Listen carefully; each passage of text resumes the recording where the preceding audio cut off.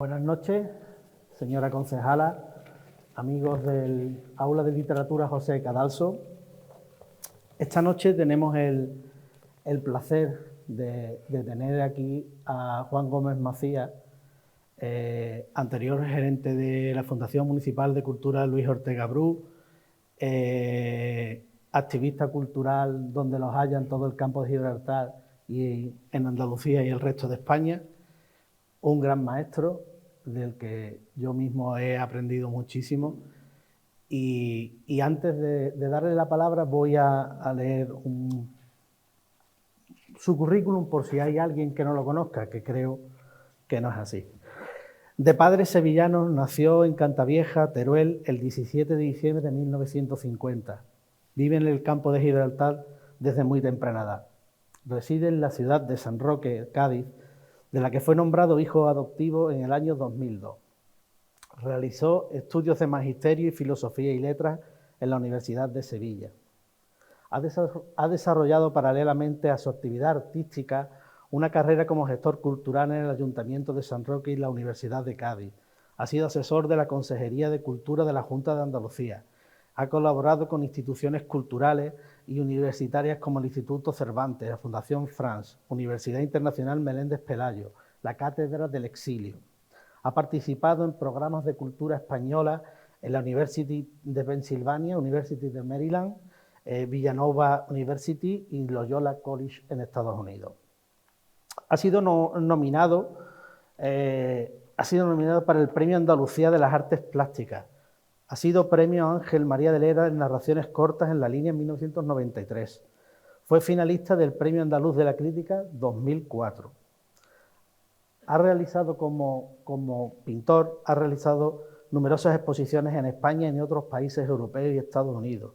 Su obra está presente en colecciones públicas y privadas de España, Francia, Italia, Reino Unido, Alemania, Bélgica, Holanda, Marruecos, México, Puerto Rico y Japón. En el ámbito literario, creó y dirigió el Aula de Literatura José Cadalso desde 1991 a 2009. Es autor de los poemarios Navegación a vela, Abismo de los pájaros, Partituras de la brisa, Twilight. Con el prestigioso editor sevillano Pedro Tabernero ha realizado diversas obras en calidad de ilustrador. Obras como Osuna y sus olivos, Las piedras de Chile de Pablo Neruda o Espacio, un homenaje también a Juan Ramón Jiménez, entre otras publicaciones. Debemos destacar también que como poeta y como pintor ha participado en varios números de la prestigiosa revista Litoral, revista de poesía y arte y pensamiento. Esta persona que acabo de presentar ha significado mucho para la cultura de San Roque desde siempre, desde sus inicios. Y hoy en día todavía perdura la huella de Juan Gómez Macías en todo lo que nosotros hacemos.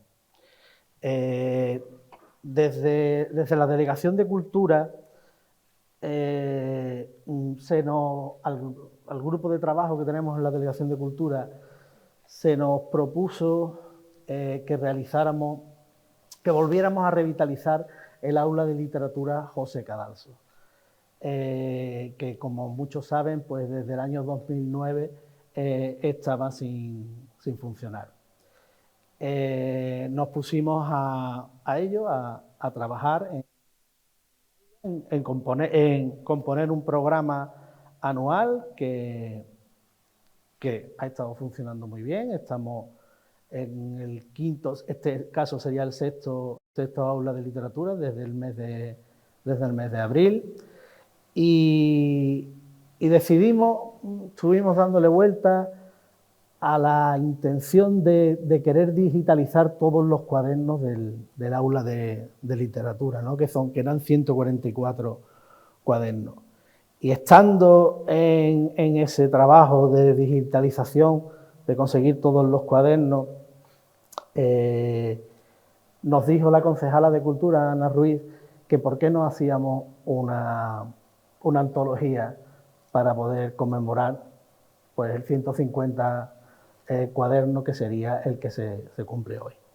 Y decidimos que lo que queríamos hacer era invitar pues, a Juan Gómez Macías para que nos contara los entresijos de ese prestigioso programa cultural que la verdad que estamos muy orgullosos de él y de pertenecer a él. Le paso la palabra a Juan por si quiere. Muchas gracias, querido César.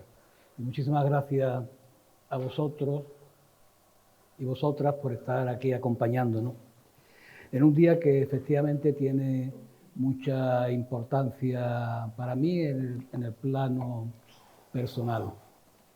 Y antes que nada quiero dar las gracias a Ana Ruiz, la concejala de Cultura, porque me consta que la iniciativa la ha tomado ella para reanudar, incluso me atrevo a decir resucitar, un programa que llegó a ser una seña de identidad muy importante para San Roque y que además también influyó de manera notable en nuestro desarrollo comunitario.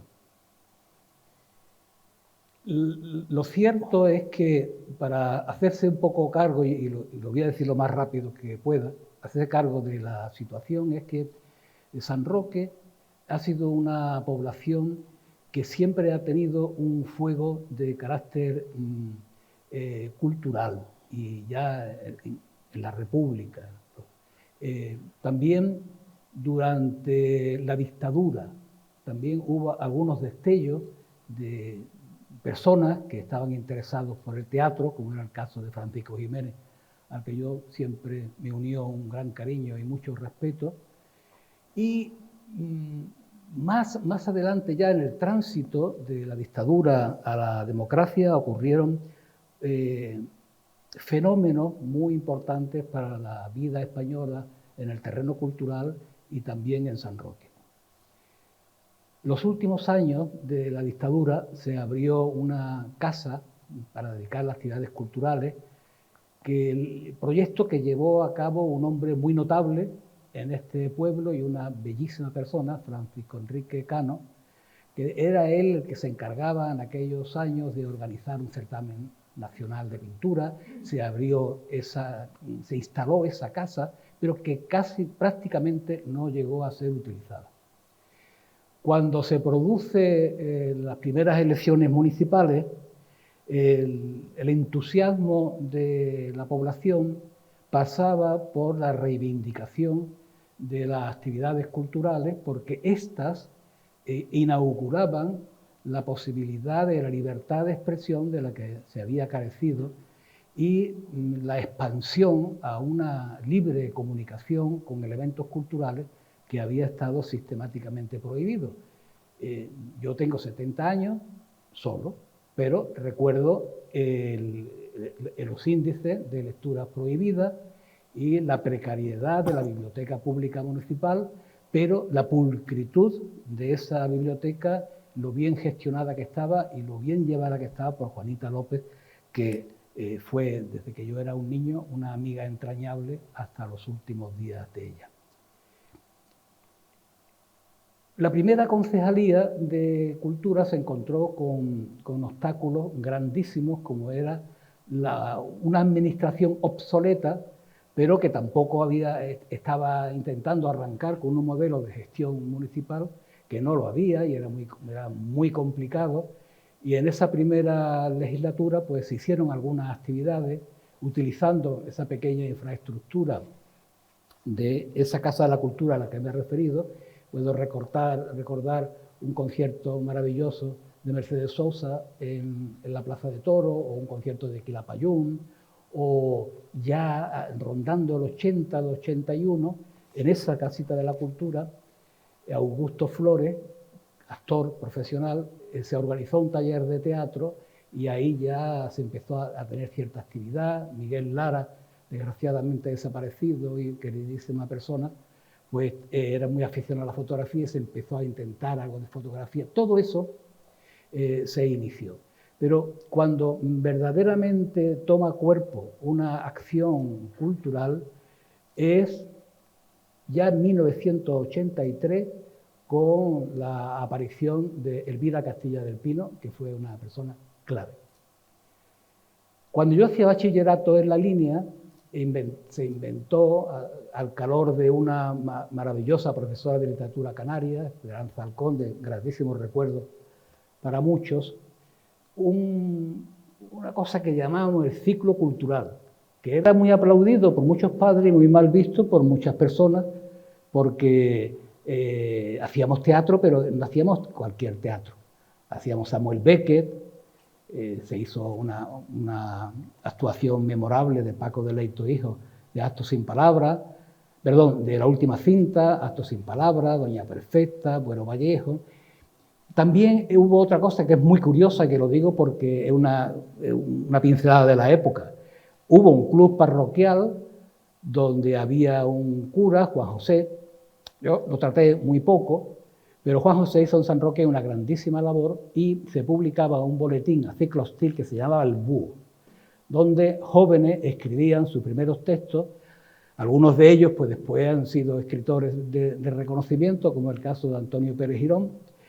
Y ese boletín fue fulminado por una orden gubernamental y se le abrió un expediente y gracias a Dios, para eso estaba allí nuestro amigo el cura, pues no trascendió porque esas publicaciones estaban penadas con 5 años.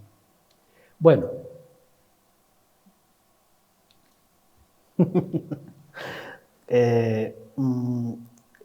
¿Cuál es el panorama cultural de San Roque y del campo de Gibraltar en esa época en que empieza ya a fraguarse los primeros movimientos culturales ya que vienen de la mano del ayuntamiento que participa? ¿Y mira, cómo se integra en un programa tan ambicioso como es el Aula de Literatura en una sociedad que no está acostumbrada a leer, más en aquella época, más que hoy en día? Sí, en aquella época,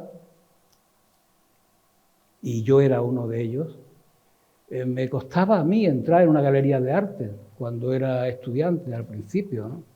Y a la población en general le costaba asistir a actos porque no olvidemos que reuniones de más de 5 personas habían estado penalizadas durante décadas y décadas. San Roque, y yo no soy nada, creo, chauvinista, San Roque fue muy avanzado en ese momento. El alcalde López Gil vio cosas con una gran claridad. Por ejemplo, que tenía que crearse un departamento exclusivamente para gestionar actividades culturales, pensando en la población en general y muy en particularmente para los colegios. Creó una plaza que entonces se llamaba Animador Cultural y hubo un examen, concurso oposición. A mí aquello me gustaba, me interesó, porque eso estaba muy en la línea de la formación pedagógica que yo había recibido. Y me presenté, la gané, y una vez que yo ya estaba trabajando en la casa, él me hizo un encargo con una llamada a pie de página. Me dijo, invéntate un programa de cultura y vamos a ver cómo lo podemos funcionar y vamos a ver cómo recogemos el dinero y sobre todo cómo gestionamos burocráticamente este asunto. Y la llamada a pie de página. Mira, hay algo que se llama Universidad Popular. Esto es importantísimo. Entonces, a mí me gustó, yo le dije que lo sabía, porque las universidades populares fue un resultado de la institución libre de enseñanza. Y lo mismo que Federico García Lorca se comprometió y desarrolló un gran trabajo por la barraca, llevando el teatro y la música clásica a las poblaciones donde jamás había habido nada, a Jaime Belmás, que fue el esposo de Carmen Conde, la gran escritora y poeta, se le encargó la idea de la Universidad Popular, que eso está inspirado en los principios ideológicos de la institución libre de enseñanza. Eduardo, creo que estará en el archivo, en una carpetita muy modesta de cartón, me entregó una documentación que había conseguido en Azuaga, en Badajoz, donde un ayuntamiento había puesto en marcha una universidad popular. Ayer que supe que ya están levantando los cimientos de la que va a ser el edificio exclusivamente diseñado y dedicado a la Universidad Popular de San Roque, os podéis imaginar mi satisfacción. Pues Elvira, le dije, oye, ¿qué te parece, Elvira, si yo hago aquí, después de las horas de oficina, un taller de pintura para niños? Y ella me dijo, uy, qué buena idea, no te preocupes que encontraremos el dinero. Claro, yo lo hacía fuera de mi jornada y ella, el problema era encontrar dinero para comprar materiales. No porque el ayuntamiento no pudiera disponer de 10 o 12 mil pesetas para dotar de pintura, sino porque no había mecanismos burocráticos para hacerlo. No era una competencia municipal y era un gran problema. Manuel Quintero, que en gloria esté, que después fuimos muy amigos, cuando yo empecé a trabajar en cultura, él me decía, tú eres el forúnculo peor que le ha salido al presupuesto. Y era verdad, porque el pobre no tenía cómo encajar esas actividades. De manera que este era el panorama. Y con que Elvira Castilla del Pino, a la que yo sigo queriendo muchísimo, era una mujer de muchísimo carácter y de una gran tenacidad, y hicimos, decía, tú lo que se te ocurra, y yo iba haciendo cosas y ella me iba diciendo, sí, con esto convenzo al alcalde, con esto veremos a ver, con esto sí. Tal es así que un día pasamos por el Palacio de los Gobernadores, que estaba en ruinas, y estaba abierta la puerta de la carbonería y nos colamos. Y me dice, oye, ¿tú has visto esto alguna vez? Y yo, bueno, cuando venía a comprar picón, ¿y con esto qué podíamos hacer? Y yo le dije, una galería de arte. Y eso fue, a la semana siguiente ya había encontrado un hombre que ponía las piedras perfectamente en el suelo, por aquello era una cuadra, y se convirtió probablemente, desde luego, la primera galería pública de la provincia de Cádiz y una de las primeras de Andalucía, y que llegó a tener muchísimo prestigio y que generó un patrimonio municipal en obras de arte muy importante. Pero en fin, tú cuenta, porque a lo mejor yo hablo y hablo y hablo, porque hay muchas cosas que contar. Pero Elvira Castilla, por último, fue crucial, absolutamente crucial. Yo me alegré mucho cuando fue diputada, pero también sentí echarla de menos porque ella no se perdía nada y era una de las grandes personas que aplaudían el aula de literatura, así como Aurora Ponferrada, porque este programa no nace con Aurora, sino que nace con Ángel Fernández Listán.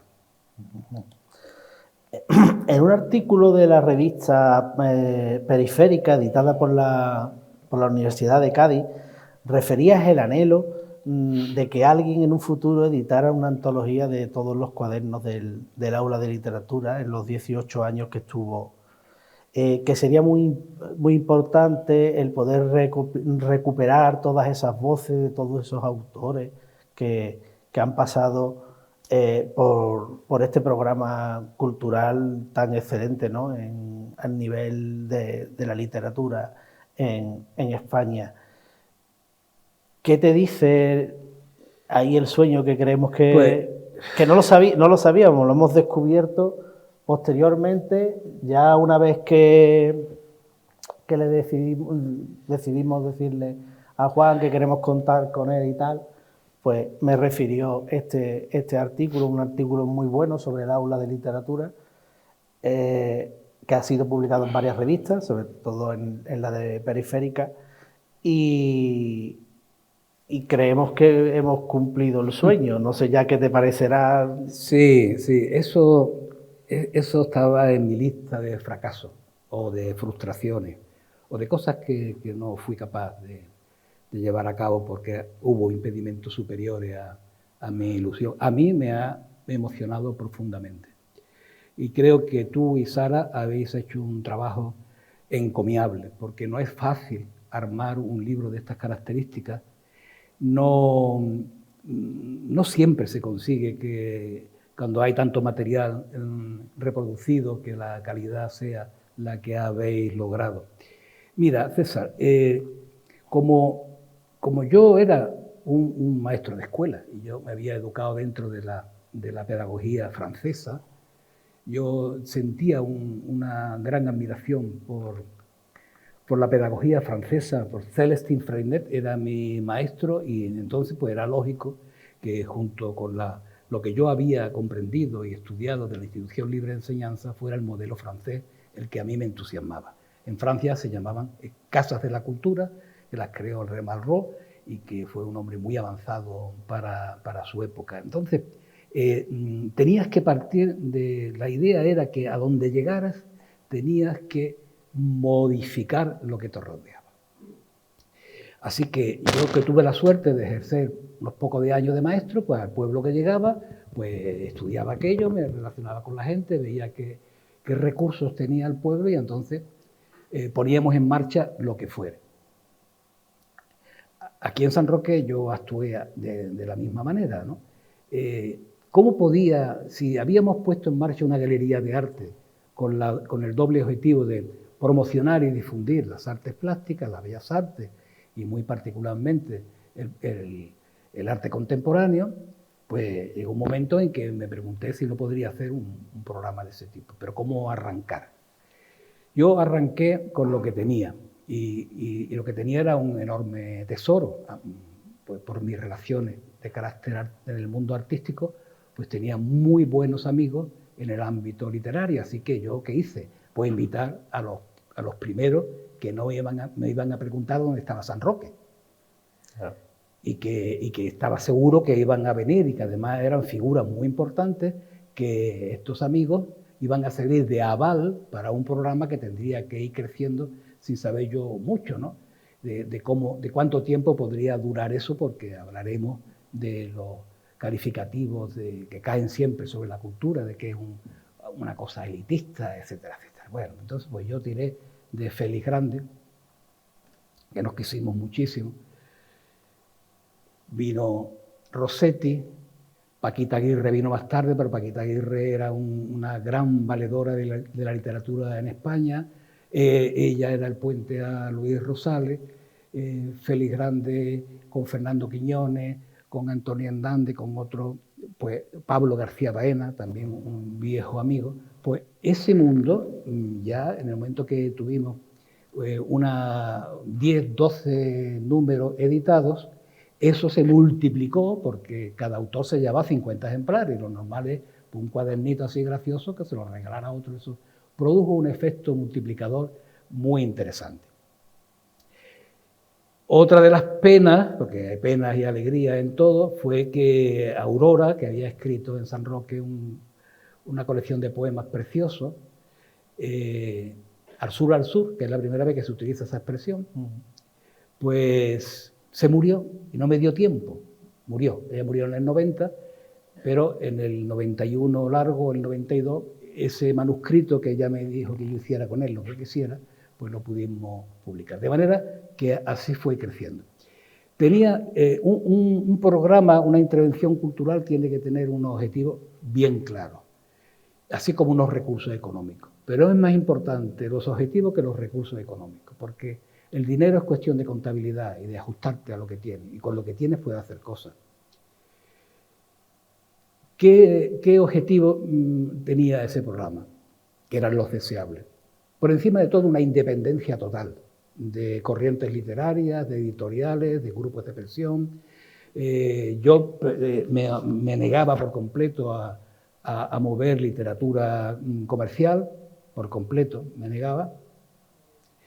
Y de los 8 actos que dedicábamos, uno tendría que ser para los escritores marroquíes, que hay en Marruecos un número importante de escritores marroquíes que realizan su obra en español, y para grandes maestros de la literatura árabe que tienen detrás a espléndidos traductores, con lo cual se podían traer, y había un contacto, y existe, con una persona muy querida, Jalil Raisuni. Tenía que haber un acto dedicado a un autor local y a ser posible un joven emergente de los que se habían enamorado de la literatura, como te pasó a ti.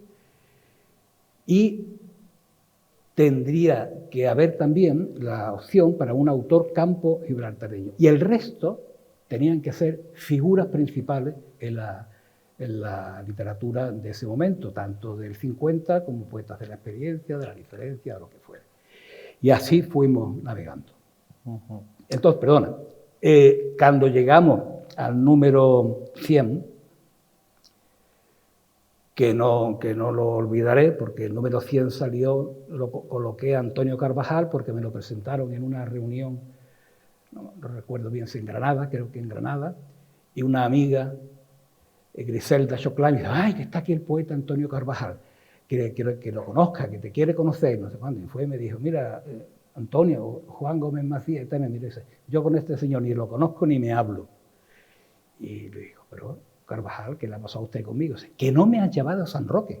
¿Cómo te atreves de no haberme llevado a San Roque? Entonces le dije, bien, esperaré el momento adecuado. Yo sabía que él era un gran estudioso de la numerología y de todas las partes esotéricas de esa literatura. Y entonces le dije, número 100. Y ahí es cuando yo hubiera querido sacar el número de Carvajal y una antología de los 100 primeros números. No fue posible. Después ya iba a ser el 150, mira por dónde, el 150. Y el 150, pues bueno, tampoco fue posible. Así que esto significa mucho para mí. Uh-huh. Bien, ya asentada en 1991, o en los 10 primeros años ya asentada el aula de literatura, ¿cómo se gestiona mes a mes? Porque estamos hablando de 8 actividades, no es solo cuestión de invitar a un autor específico, elegido por la categoría que sustenta, y el aula es mucho más allá. El trabajo que hay detrás del aula es un trabajo muy arduo y el que hay que ponerle mucho cariño para poder llevar a cabo, porque es constante. Sí, eso en el oficio que tú desempeñas ahora, que durante muchos años tiene la suerte de trabajar contigo, la persona que, ni me gusta la palabra técnico de cultura, es tan aborrecible como la palabra flamencólogo, ¿no? Como si fuera los flamencos tuvieran que tener un médico, ¿no? No me gusta eso, ¿no? La gente, los trabajadores de la cultura es una cosa que más encaja. Un trabajador de la cultura que se dedica a programar tiene que conocer muy bien dónde vive y cuáles son los recursos culturales que tiene. San Roque, por ejemplo, yo me encontré con una riqueza de cantaores flamencos excepcional, y había artistas plásticos y había gente que escribía y había... Entonces, el trabajo para hacer una programación, para hacer una agitación cultural, siempre viene de qué recursos y a quién se lo lleva.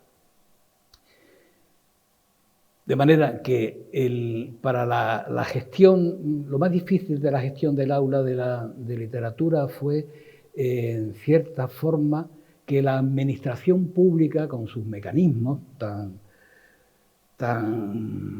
complejos, por decirlo de una manera, siempre presentaba muchas dificultades para aprobar un proyecto. ¿Y esto por qué se hace? ¿Y esto por qué tal? Y el inconveniente más doloroso era el de, es que esto es muy elitista. Es que esto es muy elitista. Y tanto es así que en una ocasión, pues, me provocó un disgusto, ¿no? Estaba yo un día bastante desanimado y sin ganas de continuar. Y me llamó Castilla del Pino, don Carlos, y Carlos me dijo, oye, Juan, ¿qué te pasa que te veo hoy tan alicaído? ¿Qué es lo que te sucede? Y no, dímelo. Y entonces, bueno, pues me pasa esto, ¿no? Mira, que me han dicho del gobierno que yo lo que hago es muy elitista y que entonces... Y él me dijo, ¿pero qué es lo que quieren? ¿Que organices conciertos de zambomba? Tú sigue con lo tuyo, tú sigue.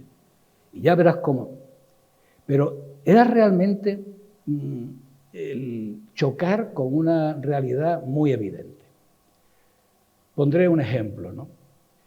La primera vez que yo organicé un concierto en San Roque era ni más ni menos que, hoy se puede decir ni más ni menos que de Juan Carlos Rivera, que es uno de los músicos, de los intérpretes más brillantes que ha dado la historia de la música española, especialmente en la música antigua. Y yo tenía un sueño, y Elvira estaba muy de acuerdo conmigo, los dos fracasamos, que me hubiera gustado, con los años, haber creado en San Roque una jornada, una semana de música antigua. Y haber generado aquí un foco de atracción que se podía hacer no sin mucha dificultad. Bueno, pues el primer concierto que hice fue este. En San Roque no había ningún sitio donde reunirse, nada.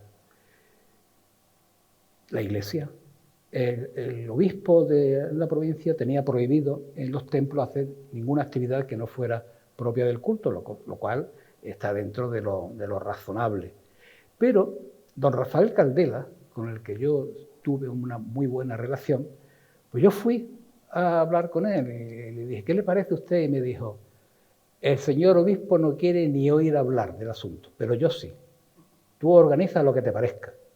Mientras sea música clásica, música antigua, música sagrada, lo que tú quieras. Y fuimos a ese concierto. Recuerdo que el concierto tuvo la siguiente asistencia. Doña Elvira Castilla del Pino,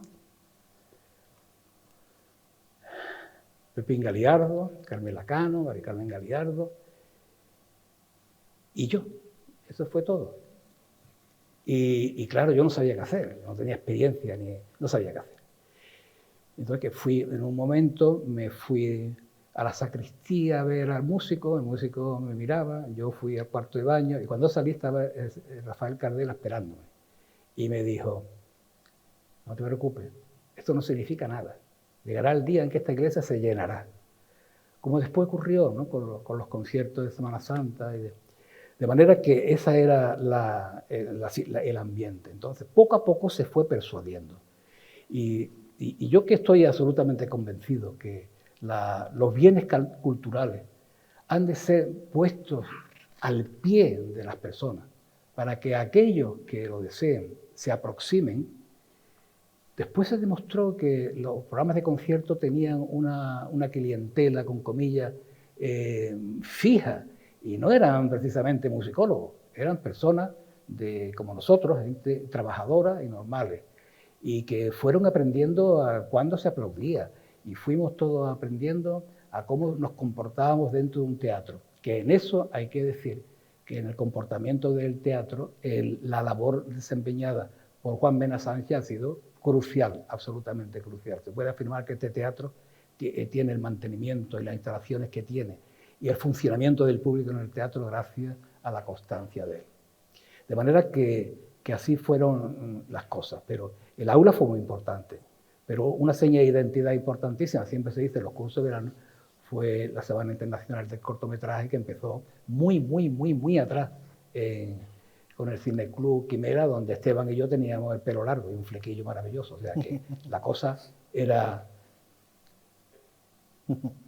Y el tema de los cuadernos del aula, que ha sido una seña de identidad de este tipo de aulas, ¿no? De tener ese referente, de poder tener el texto vivo de los autores. ¿Cómo se desarrollaban mes a mes? ¿Cómo...? Bueno, eso estaba dentro de esas directrices de carácter didáctico a las que me refería. Todo hecho cultural tiene que dejar una huella. Y si estamos hablando de literatura, pues tiene que quedar algo escrito, algo que testimonie que aquello ha sucedido. Al principio los primeros números eran muy sencillitos porque no teníamos dinero, porque se tardó en que el ayuntamiento aprobara un presupuesto exclusivamente para actividades culturales, se tardó. Entonces así que los primeros talleres, esos que pusimos en marcha, se mantuvieron con una cuota que pagaban los usuarios. Y lo cual era, hoy en día, hubiéramos acabado fatal, porque eso no se puede hacer, ¿no? Teníamos una cajita, el dinerito de que se pagaban las cuotas. Entonces, ya creo que en el quinto, el número de Pepe Hierro ya creció un poquito. Y a partir de ahí ya fueron cuadernos más completos.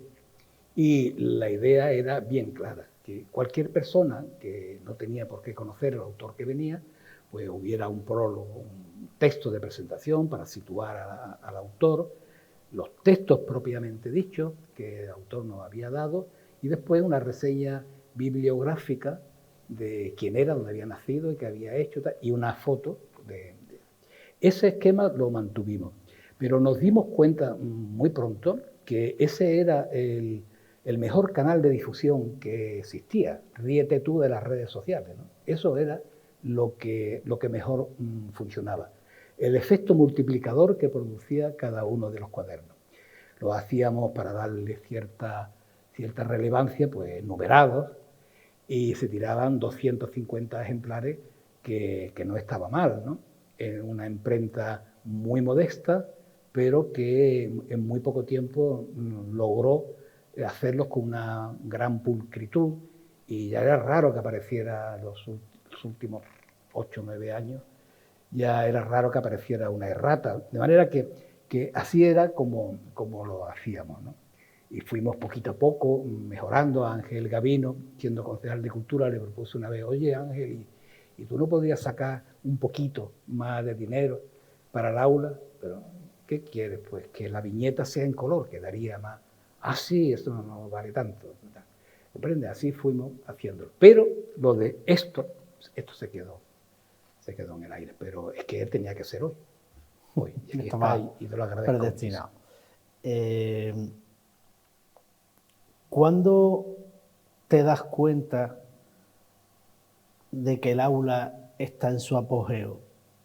Ha trascendido más allá de San Roque, del campo de Gibraltar, y se empieza a conocer en toda Andalucía, en España e internacionalmente también, claro. Pues mira,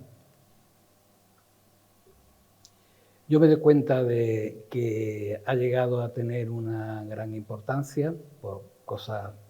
Pues le escribí en una ocasión a Mario Vargas Llosa y me mandó una carta personal diciendo que conocía los cuadernos y que le encantaría venir, que estaba de viaje no sé dónde, que no vino.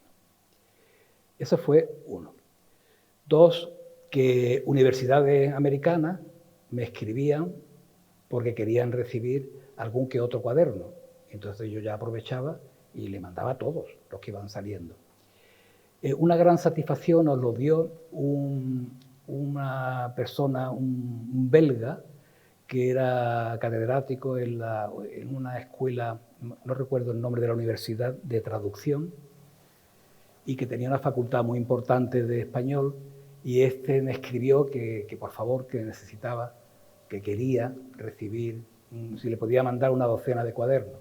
Yo le mandé todo lo que teníamos en el archivo y le fui mandando todos los cuadernos y se han traducido. Hasta hace muy poco he recibido de un hispanista italiano que quería un cuaderno en concreto, que no lo encontraba en ningún sitio, porque en las librerías como Iberlibro y todo eso ya es muy difícil de encontrarlo, ¿no? Y también me dio un gran... A mí me animaba muchísimo Carlos Castilla, porque teníamos un contacto. Yo trabajé mucho para él y para mí fue uno de mis grandes amigos, y la vida me dio ocasiones muy emocionantes, incluso de ejercer casi como hijo suyo en situaciones muy concretas. Y él siempre me decía: oye, está muy acertado, me gusta mucho la programación que estás haciendo y tal. Que tú sepas que ya me tienes que mandar 3 ejemplares, porque fulanito de tal. Y Luis Mateo Díez me decía: aquí en la academia me preguntan que por qué recibo yo los cuadernos del aula de literatura. Que, comprende que era un programa de un pueblecito, y un confín precioso, pero un confín de España. Y eso llegó a tener una importancia. Y ya pues puedo decirte que a partir del año 90 yo no tenía la más mínima dificultad para atraer a quien fuera. Hubo algunos fracasos, ¿no? Eso ahora hablaremos. Hablaremos de los fracasos. Sí, hay que recordar también que en esta nueva etapa del aula de literatura, Juan se ha ofrecido a seguir haciéndonos las portadas de los cuadernos. En esta antología también es una antología de la obra de Juan Gómez, que hacía todas las portadas. Hay otros autores también dentro del elenco de cuadernos del aula que también han participado, pero la mayoría de ellos son de Juan, igual que el mismo cuadro de la portada que lo ha cedido a la Delegación de Cultura, lo ha donado a la Delegación de Cultura, con todo eso, y que en su momento pues los vamos a enmarcar para que queden expuestos, ¿no? y que se vean, porque era también una seña de identidad por parte del aula de literatura, ¿no? Era un compendio de todo. Y ahondándonos en los cotilleos del aula de literatura, vamos a hablar de las luces y de las sombras. Vale. ¿Qué crees tú que fracasó en el aula? ¿Qué autores no conseguiste traer? Y una cosa que hoy en día todavía me sigue preocupando es el escaso interés por parte de los centros educativos. Bueno, son dos temas peliagudos. Esos sí son fallos, ¿no? Bueno, fallos, no logros. Pues mira, se me quedó Ernesto Sábato, que casualmente a un acto del aula apareció una sobrina de Sábato y no me acuerdo quién era el autor que estaba, entonces me dijo, mire, estoy encantada de estar aquí, yo soy sobrina de Sábato. Bueno, digo, bueno, ¿y cómo está don Ernesto? Y tal. No, está bien, quiere venir a España. Y digo, ¿y él vendría al aula de literatura? Dice, claro, escríbele. Le escribí, me mandó un libro suyo y un hombre con una gran categoría humana y bueno, estábamos tramitando los billetes porque iba a haber un patrocinio para comprar los billetes de Argentina aquí y recibí un telegrama de él y una llamada de su sobrina que había enfermado y que no se arriesgaba y bueno, falleció al poco. Ese fue uno.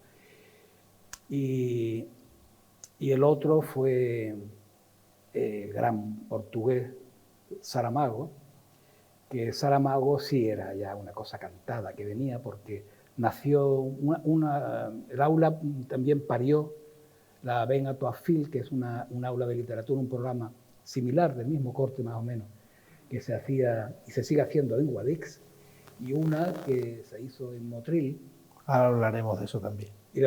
Y ahí con el concejal de Motril, que es un hombre estupendo, también maestro de escuela, pues me dijo, oye Juan, ¿y si hablamos con Saramago? Y entonces que él venga de las islas y está el viernes en San Roque y el sábado aquí en Motril. Y dijo que sí. Hablamos con Pilar del Río y, en fin, y también pues un enfermo constipado muy puñetero, ¿no?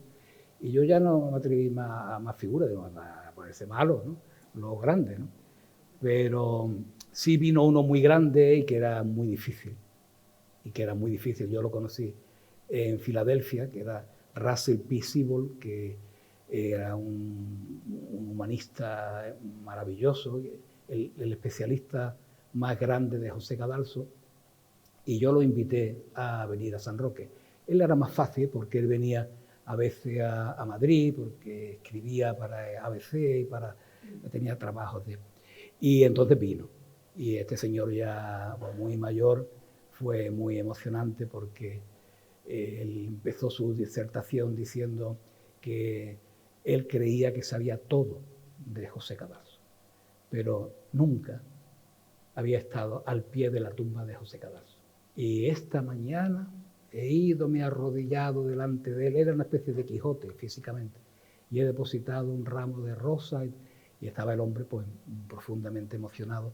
Y Siebel ha sido del hispanismo de las figuras más importantes y más grandes que ha dado el pensamiento referido a la cultura española. Y tuve la suerte que hasta el final de su vida estuvimos en contacto y cuando yo he expuesto en Estados Unidos siempre había una comunicación suya. Y bueno, que esas cosas sí han sido. Se quedó fuera Graciela Palau de Nemes, con la que he estado varias veces en Estados Unidos y inauguró mi exposición en Washington referida a Juan Ramón Jiménez, y ha muerto hace muy poco, con 100 años, porque ella le costaba muchísimo meterse en un avión y entonces, ay, yo voy. Pero tiene que venir mi sobrina, tiene que venir no sé cuánto, y al final pues no pudimos hacerlo. De manera que estos sí son más que sombras, contratiempos que la vida hace que no consiga exactamente lo que quiere. Pero sí conseguí en una ocasión una mesa donde había 8 o 9 muchachos de tu edad. Estaba José Luis Vega y estaba hijo de Antonio García, y aquello fue muy emocionante porque ellos estaban empezando a escribir y se hizo una lectura y hay un cuaderno editado con ellos. Y era muy emocionante y muy misterioso porque la mesa se movía, porque no teníamos mesa grande, entonces pusimos un caballete, un tablero muy largo, y como eran todos muy altos, de los nervios, estaban así con las rodillas, aquella mesa estaba que se movía muchísimo. De anécdotas de esas hay montones. Y bueno, además de las sombras, pues hablar de las luces. ¿Qué momentos recuerdas que no se te van a olvidar, que lo tienes? Pues hay momentos concretos y hay una idea que sobrevuela. Cuando he visto el libro he podido tener como una visión de perspectiva. Yo creo que la cultura es fundamentalmente una herramienta para colaborar en la transformación de la sociedad. Solo hay una norma verdaderamente que nos puede ayudar a vivir en paz y con respeto, que es la Declaración Universal de los Derechos Humanos. Pues en esa línea de las posibilidades que todos los trabajadores, las trabajadoras tenemos de modificar el medio en el que vivimos, subyace un trabajo de generación de ambientes, de ideas, de hechos comunicativos. Pero no olvidemos que generar es un verbo que se corresponde con su sustantivo, que es generosidad. Y cuando todo se hace con un afán de generosidad, de servir al otro, de que cuando pintas un cuadro o haces una tarta o haces unos fideos en amarillo, es siempre para el otro, cuando lo haces con generosidad, entonces cuando la vida cambia y la vida te cambia y te enriquece.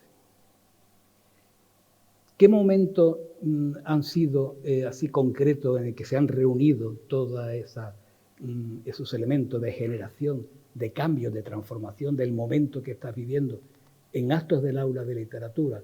Pues los ha habido maravillosos, ¿no? Por ejemplo, María Victoria Atencia, una señora muy distinguida, y digo señora porque por su generación, ese es el apelativo que le corresponde, que cuando se dirigió a nosotros, hizo su lectura, se puso de pie y leyó todo el tiempo de pie. Porque claro, si un acto de literatura es poesía, lo que se tiene que oír es poesía.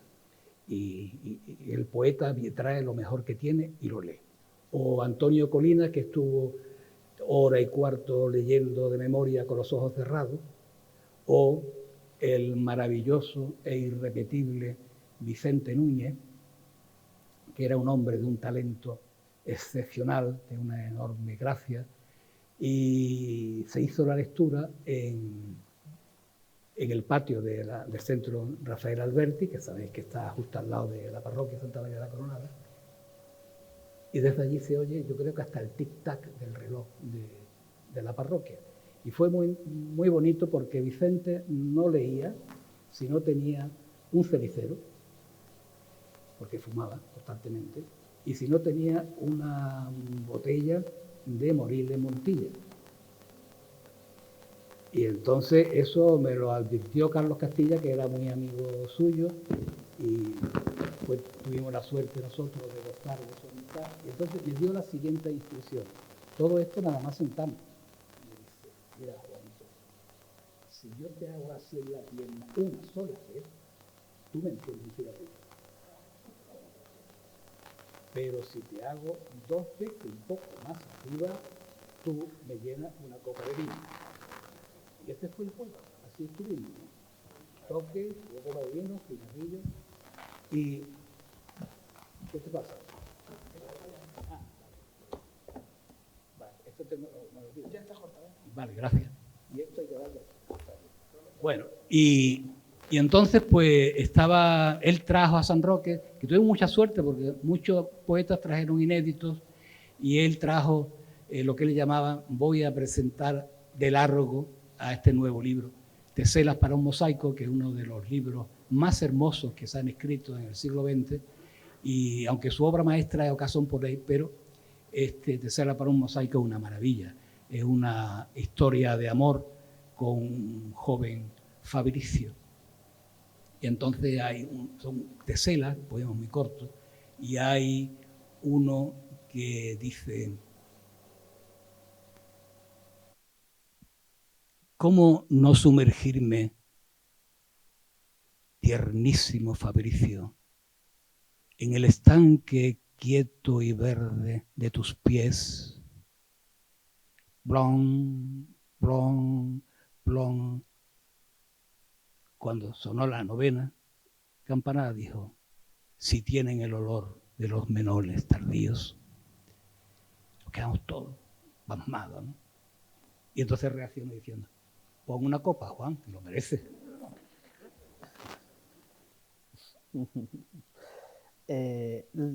Antes nos habías comentado de que se habían creado aulas de literatura que se reflejaban en la nuestra, ¿no? Nos pedían, recuerdo que nos pedían colaboración y tal. ¿Sabes de cómo se encuentran hoy en día?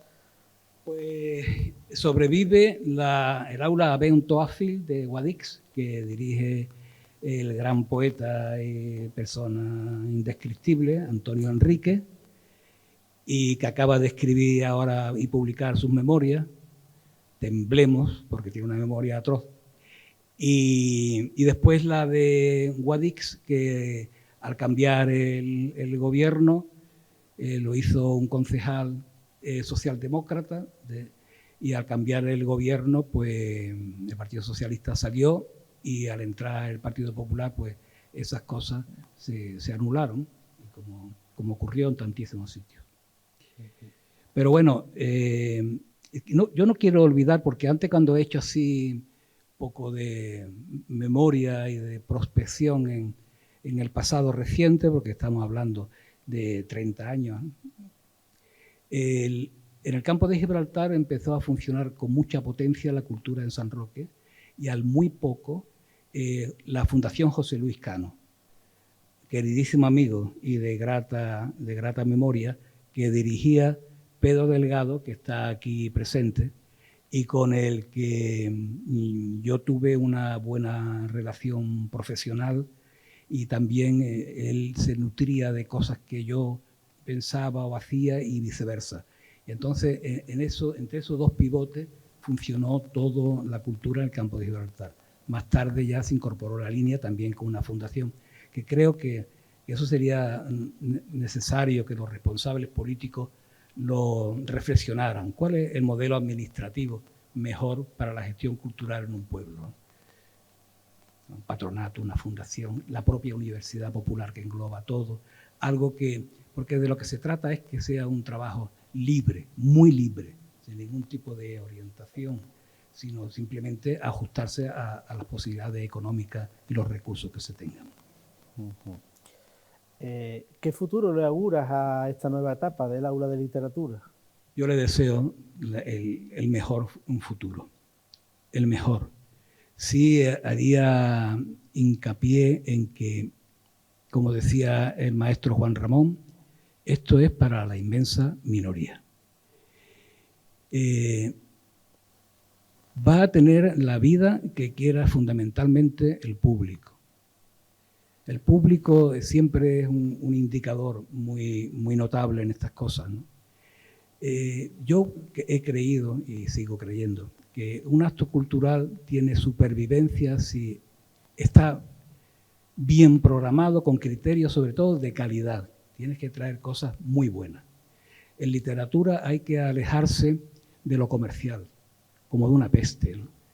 Hay que mantenerse en una independencia muy grande de las editoriales, que se han convertido, por desgracia, se han convertido en grandes organismos económicos, grandes corporaciones económicas. Recuérdese lo que acaba de ocurrir en el Premio Planeta, de que 3 hombres se han parapetado detrás del nombre de una mujer, de una autora ficticia, un seudónimo, y para colmo, incluso la novela parece ser que no es muy proclive a las mujeres, y que además está dotado con 1 millón de euros. Es toda una extravagancia. y realmente es una pena que se convierta el hecho cultural en un producto de consumo. Eso lo va a matar. Eso lo va a matar porque la cultura y ocio son cosas diferentes, completamente diferentes. Aunque yo no distingo entre alta cultura y baja cultura.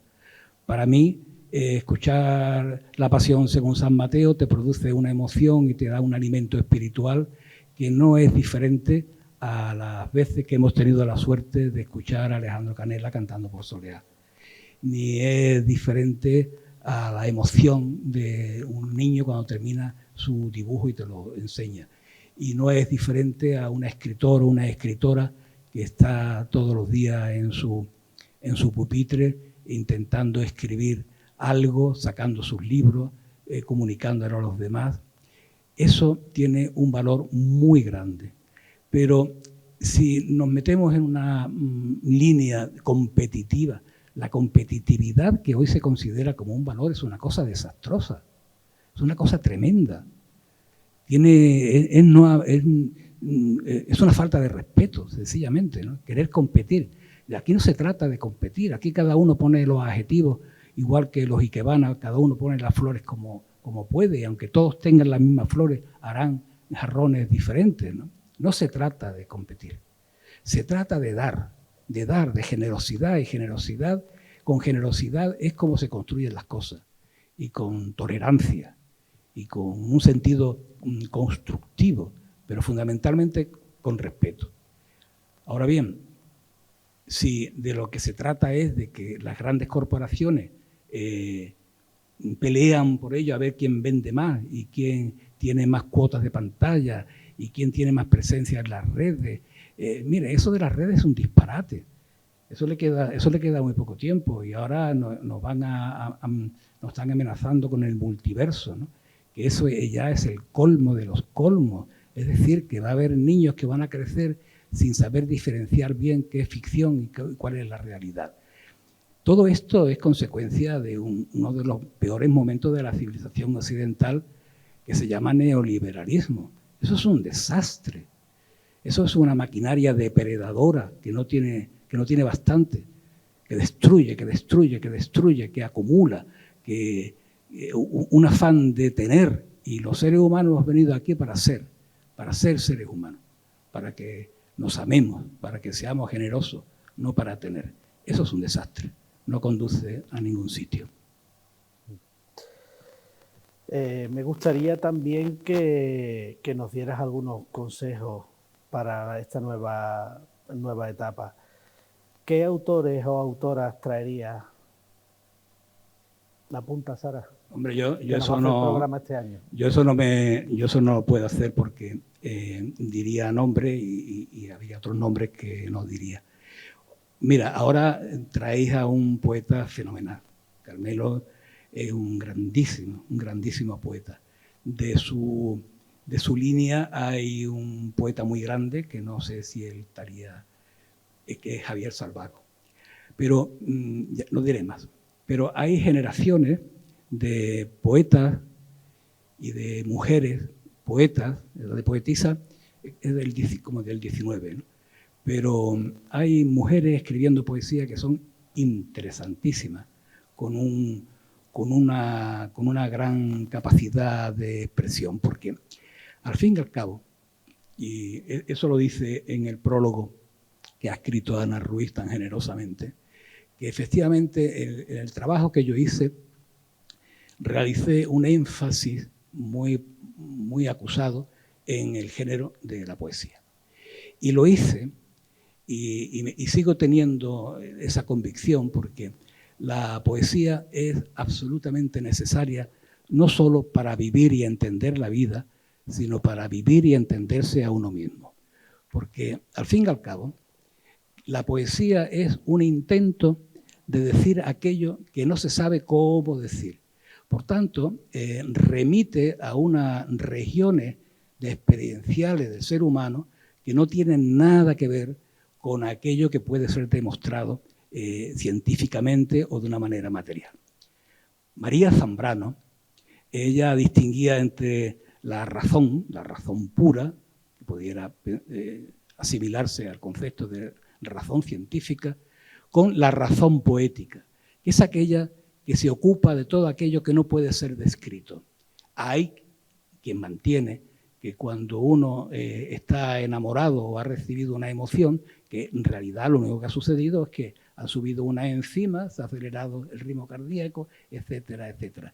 Pero eso no explica la emoción, no explica los sentimientos, no pone en funcionamiento una herramienta que el ser humano tiene para el conocimiento que se llama imaginación. Por tanto, la poesía ofrece unas posibilidades de búsqueda, de comprensión, de expresión, de sondeo en el alma humana, que no lo dan otras disciplinas. De la misma manera que ocurre con la música, que es quizás la más pareja a la... Entonces, leer poesía es muy importante, muy importante. Es un canal de belleza que nos llega en directo. Y es necesario que existan instituciones que se dediquen a promoverla y a difundirla. Y es absolutamente imprescindible que forme parte de los programas escolares.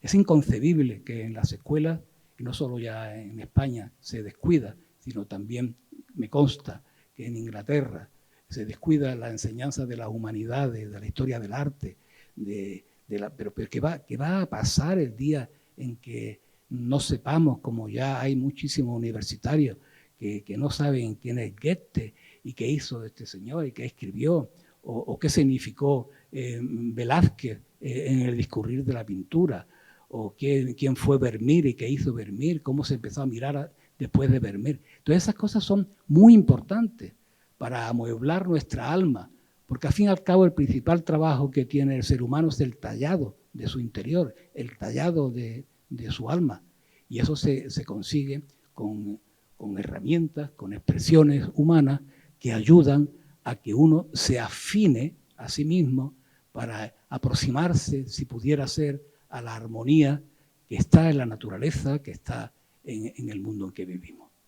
Porque todo lo demás que está sucediendo es horrible en aspectos estrictamente conceptuales y metafísicos. Al fin y al cabo nosotros vivimos una motita de polvo pequeñísima en un espacio inmenso, en una oscuridad tremenda.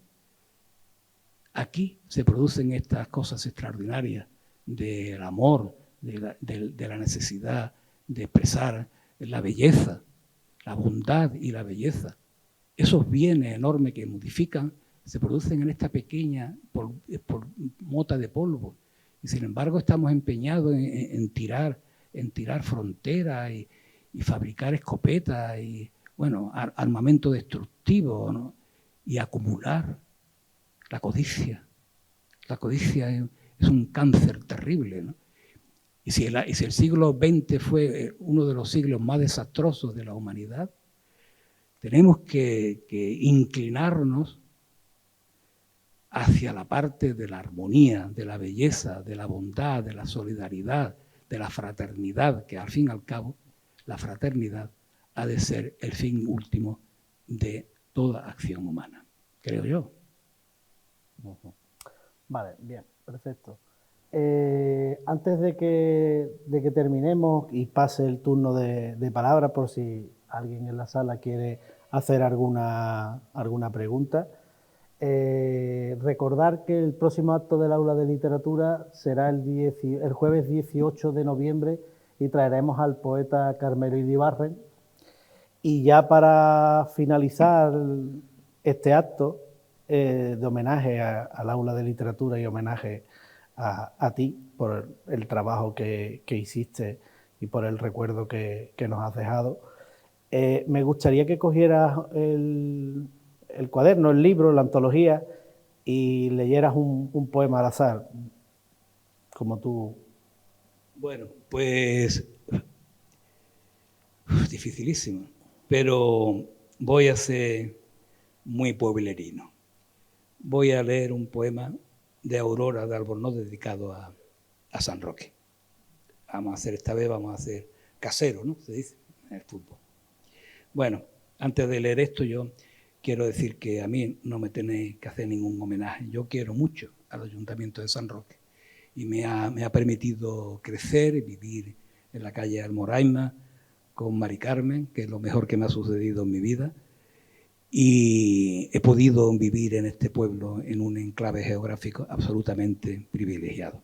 Aurora escribió estos poemas entre el 89, porque ella se quedaba, después de venir a San Roque, a los cursos de verano, los años que vino, pues se quedaba unos días, una semanita o 10 días en la casa con nosotros. Y en esa estancia escribió un cuaderno de 10, 12 poemas, y uno lo dedicó a San Roque. Aurora fue alumna de Juan Ramón Jiménez, vivió en el exilio en San Juan de Puerto Rico, estuvo casada en primeras nupcias con Jorge Enjuto Bernal, que fue el primer director de los cursos de verano, un profesor de filosofía, un hombre muy brillante y una persona muy buena. Y ella era muy particular, era una gran crítica literaria, como persona era apasionante. Este poema, San Roque, dice así: antes, mucho antes que los pies humanos le dejaran sus huellas, antes, mucho antes que su perfume verde invadiese las aguas monótonas de los jardines abandonados, mucho antes que los claros de su canto se hicieran sonata o suspiro por los tilos de Carlota, mucho antes de estos muros encalados que ascienden hacia ella, antes, mucho antes aún, debieron verla por esta suave colina algunos ojos antiquísimos, anteriores al paso de Ibn Albornoz, que imaginó aquí una fortaleza nunca realizada. Anteriores tal vez a los habitantes de Cartella que acostumbraban a subir aquí en las noches estivales. Anteriores aún al caminante cansado que aquí se detuvo a reposar en su largo viaje interminable hacia Gades lejanísima. La miraste, la miras con todos los ojos aquellos que la veían como era, como es, regidora de hechizos, regidora del mar y de las sangres, mágica regidora de las entrañas hembras, a punto de muerte, a punto de vida.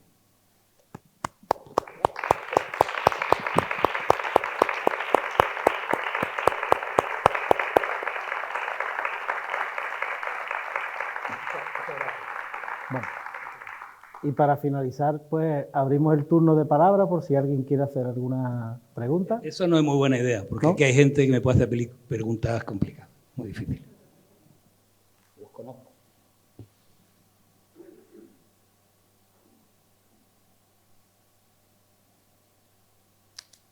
Ahora no se atreve. A que haga la mejor pregunta. Ángel, mira, Ángel. Un momento, Ángel, van a pasar el micrófono, que es más fácil.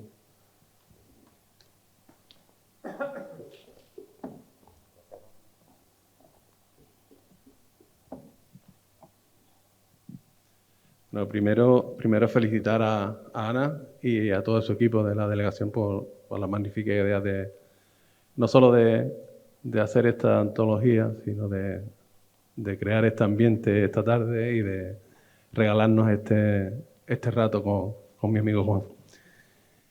Y realmente tenía algunas preguntas, pero no sé cómo la habéis montado, porque la habéis preparado, pero la habéis contestado casi todo lo que tenía previsto preguntar, pero en fin. Así que aprovecho para agradecerte, Juan, mucho, es decir, mucho. Yo estuve contigo 4 años como delegado de Cultura y para mí ya eras un referente, evidentemente, de la cultura de este pueblo. Pero al estar contigo 4 años, ese referente me enseñó muchas cosas. Como buen docente, es verdad que el niño, no, el hombre aprende lo que vive, y me hiciste vivir muchas cosas y y aprendí mucho. Aprendí de ser servidor público, es decir, ese cariño por el trabajo que tenía, que tienes. Yo creo que sigues teniendo el tema de servicio público, lo tienes en la cabeza en todo lo que haces. Y eso para mí fue un revulsivo porque sabes que lo habíamos hablado y el servicio público siempre lo he tenido como algo a lo que toda la vida me he dedicado y me enorgullece haberlo hecho y me encanta encontrarme con gente como tú que te ayuda a hacerlo y a seguir trabajando en eso, ¿no?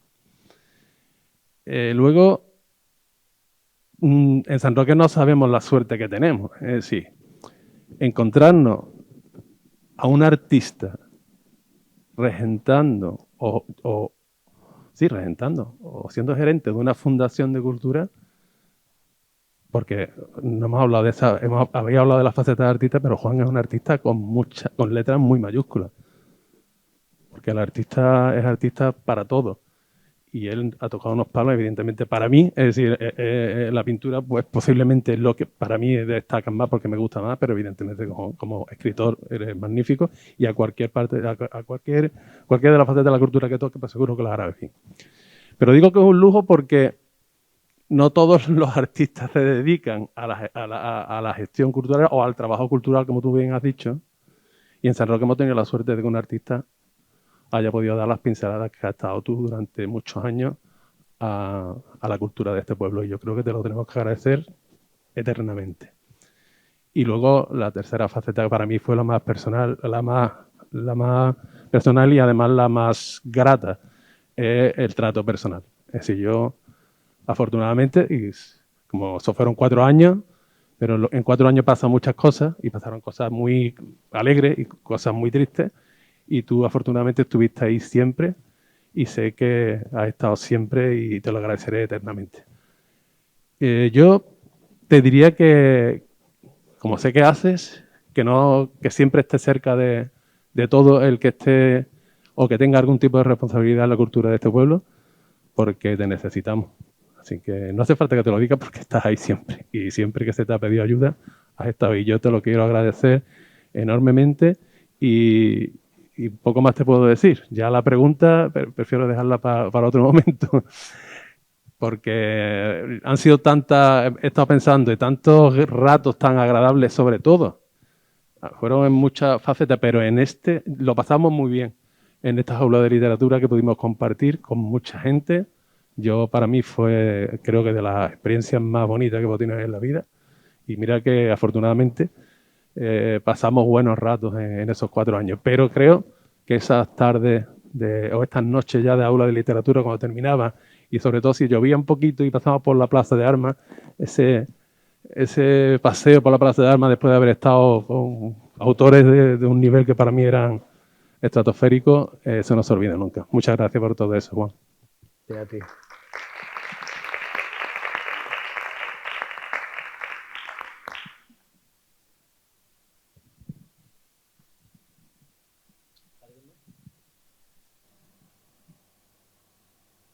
Pues nada, Juan, te cedo. Sí. Espera un momento. Este es peligroso porque este es psicólogo. Así que... Disculpa, yo tengo un recuerdo no muy grato y muy lejano de lo que eran los cursos de verano. Entonces me gustaría que nos contara cómo se alimenta, cómo es la relación interna, ¿no?, entre los cursos de verano y la gestación del aula de literatura. Porque aquí vino Alberti, ¿no?, y dio un recital magnífico de un recuerdo, digamos, imborrable. Sí, para eso voy a necesitar. Recuérdame que no se me olvide lo de los vídeos. Gracias, Alberto. Bueno,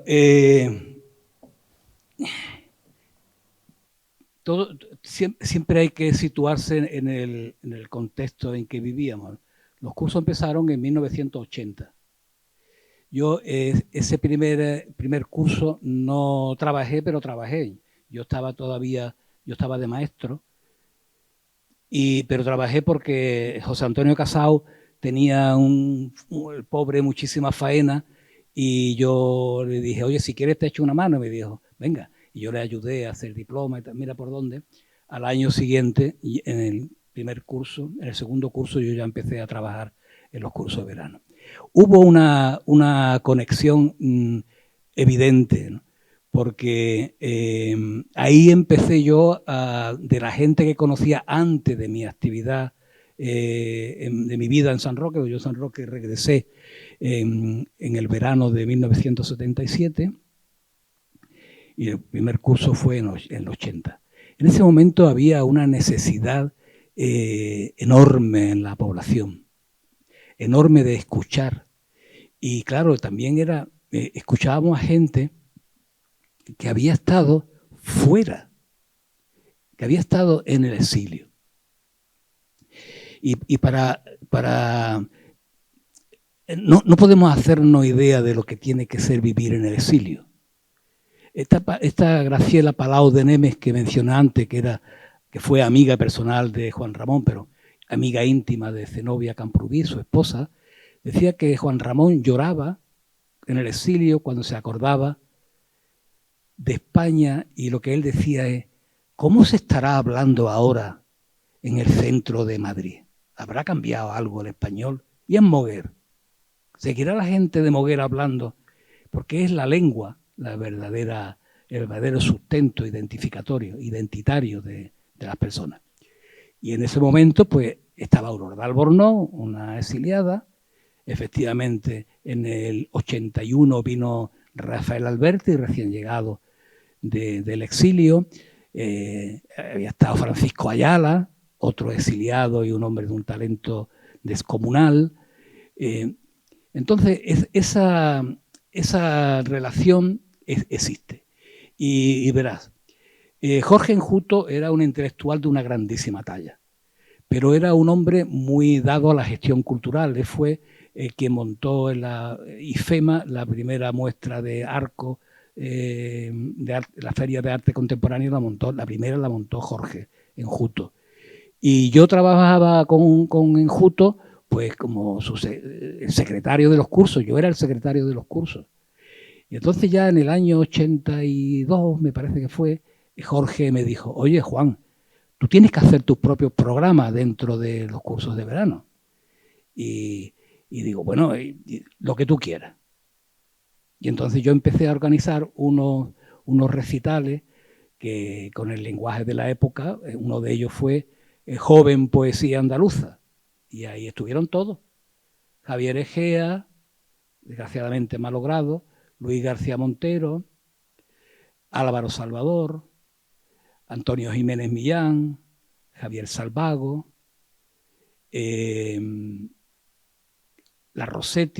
Ana Rossetti.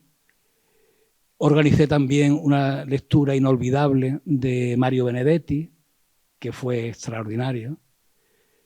Alberti era un amigo nuestro, dice, es que él tenía días, ¿no?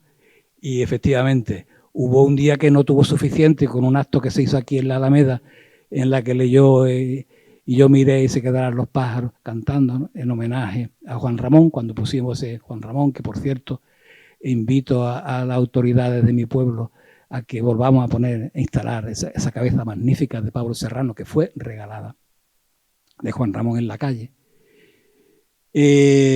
Organicé una lectura de Carlos Edmundo de Ori, Pablo García Baena, Vicente Núñez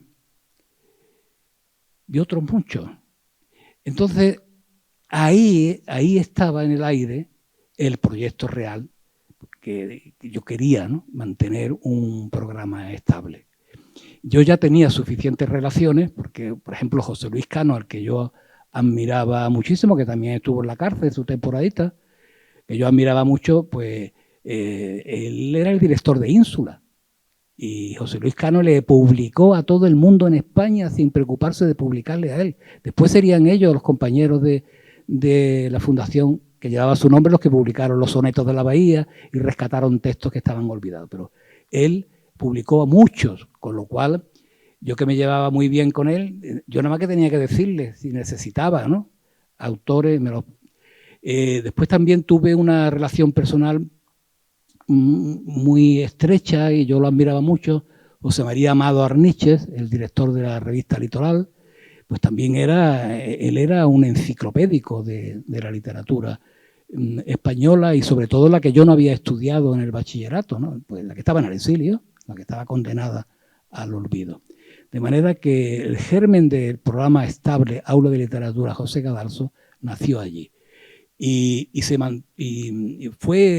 arrancó, como he dicho, sin muchas trancas y barrancas, porque había las posibilidades de hacerlo. Teníamos también un hombre muy interesante en el campo de Gibraltar, también pasado por la cárcel, que era Gabriel Baldrich, que era un hombre con una gran formación y un gran lector de poesía, y también escribía poesía, pero sobre todo él sabía muchísimo de teatro. De manera que esos recursos hicieron posible el aula de literatura. Y después mucha suerte, muchísima suerte, porque yo puedo decir que me alegra muchísimo que esté aquí Ángel, porque no lo había visto, con el bozal no te había reconocido. Pero Ángel fue un impulsor, yo me sentí muy seguro con Ángel, pero yo me he sentido libre con la mayoría de los gobiernos municipales, ¿no? Y puedo deciros que José Vázquez Castillo, que fuimos compañeros de partido, del Partido Socialista Popular, en la clandestinidad, José Vázquez, yo no creo que hubiera leído más allá de 3 libros de poesía.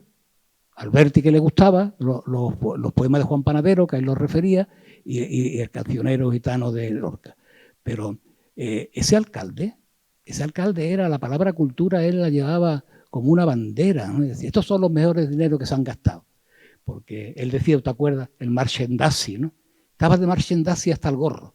No, publicar libros, hacer actos culturales. Y él, cuando yo presenté aquí uno de mis poemarios, él se sentó en la mesa y leyó un texto que a mí me emocionó profundamente, ¿no? Porque era un ebanista, ¿no? Era un carpintero. Bueno, ese entusiasmo de San Roque por la cultura no ha sido gratuito. Entonces, Ángel, al que yo le agradezco muchísimo sus palabras, yo cuando estaba contigo, Ángel, era un aprendiz, y sigo siendo un aprendiz, que es lo que me gusta.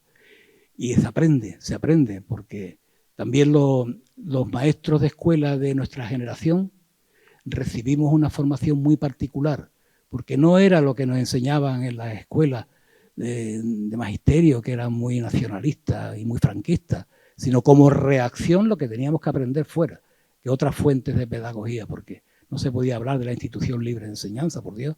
Ahí estaba Lorca y había estado Juan Ramón Jiménez, fíjate tú. Así que, querido Miguel, ahí se fraguó ese proyecto que yo tenía en mente. Cuando cayó en manos de porque además yo redacté hice como se hacía, como me enseñaron a hacer en el ayuntamiento, un proyecto, y bien hecho, y presupuestado, y tal y cual, para que el concejal lo llevara al pleno. Y yo redacté aquel proyecto de Aula de Literatura José Cadalso, que Elvira me dijo, ¿qué nombre le va a poner? Yo dije, Cadalso. Bien, perfecto, porque Cadalso es como de San Roque. Para la difusión y la promoción de la literatura, pues Ángel Fernández Nistal, que es un hombre cabal y de una gran honestidad, cuando lo vio me dijo, pues esto puede ser interesante. Y él no era muy de letra, él era un médico muy solvente, pero no era muy de letra. Y el alcalde de Benechá dice, pa'lante. ¿Eso cuánto va a costar? ¿Eso cuánto vale? Eso podemos. Y siempre yo he recibido un apoyo siempre muy grande, excepción hecha de los últimos años cuando decidieron darle un portazo a todo. Pero bueno, esas cosas ocurren y otra vez estamos aquí. Y así es. Bueno, pues vamos a dejarlo. Muchísimas gracias por venir. Muchísimas gracias. Me has dicho lo del vídeo. Juan, lo de los vídeos. Ha hecho bien, César. César fue alumno mío cuando tenía 7 años y yo 20 y poco. Te voy a subir la nota, ¿eh? Es que, verás, las lecturas esas de Alberti, de todos los que he mencionado de los cursos de verano, eso no solo están grabados, sino que están filmados. Y los 144 actos del aula de literatura están filmados. Y eso se quedó en el aire, ¿no? Todo ese material era lo que yo me ilusionaba que pudiera estar al acceso de los colegios, ¿no?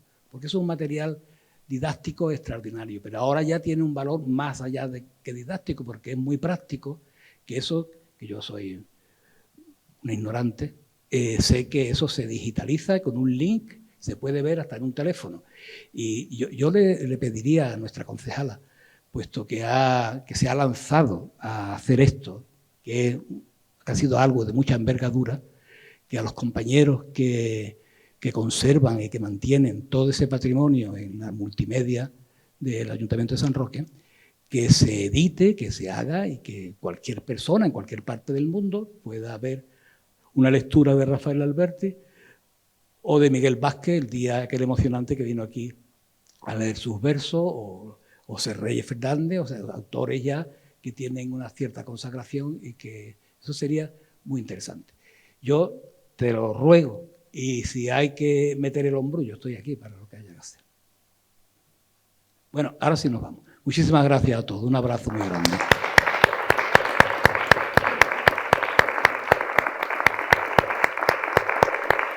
Muchas gracias.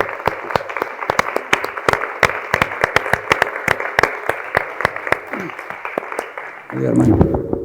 Muchas gracias, hermanito.